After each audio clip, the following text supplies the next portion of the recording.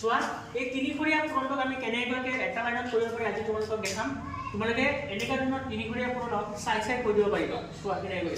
প্ৰথমত এই দুটাক আমি পূৰণ কৰিম তো 3 এগুণ 3 সেকেন্ড আমি কি কৰিম এই দুটাক পূৰণ কৰিম ক্ৰছ মাল্টিপ্লিকেশ্যন এই তলৰটোৰ লগত ওপৰটো এই তলৰটোৰ লগত ওপৰটো মানে 2 এগুণ 2 আৰু 3 দুগুণ 6 এই দুটাক পিছে মনে মনে যোগ কৰি দিয়া কিমান হ'ব 6 2 8 তো 2 নম্বৰ স্টেপ হৈ গ'ল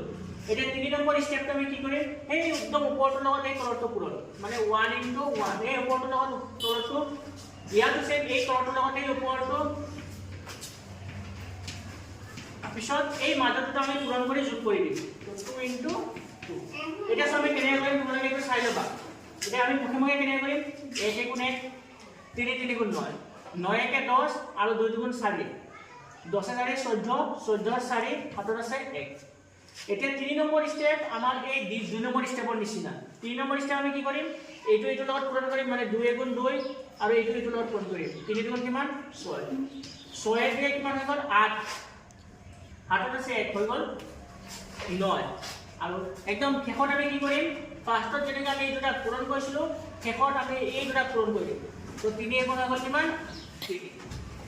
তোমালোকে বেলেগ বেলেগ এক্সাম্পল ঘৰত কৰিবা ঠিক আছে থ্যাংক ইউ